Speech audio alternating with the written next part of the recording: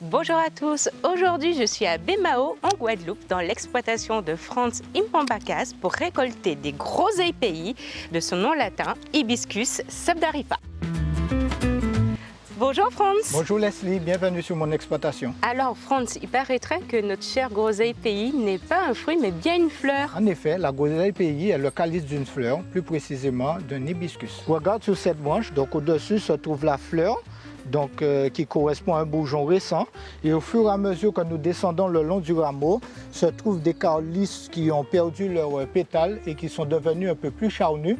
Et c'est ce qui correspond à nos véritables groseilles pays. Alors oui, effectivement, en cuisine, nous utilisons que les sépales du calice et pas le fruit. Et Franz, alors saurais-tu me dire pourquoi on associe la groseille pays aux fêtes de fin d'année? Ceci est dû à la période de récolte qui est très courte, qui se situe entre mi-novembre et début janvier. C'est un arbrisseau annuel qui mesure entre 1 m et 1,50 m. Et donc en fait, la période de plantation en général, on plante entre le mois d'août et de septembre, donc quand il y a déjà un petit peu de pluie. Alors je vois qu'elles ont vraiment de belles couleurs celles-ci. Est-ce que je peux en prendre pour ma recette? Bien sûr, par contre pour cela, nous allons utiliser un sécateur parce qu'il ne faut surtout pas abîmer la groseille ainsi que le rameau qui contient d'autres bourgeons qui vont donner d'autres calices.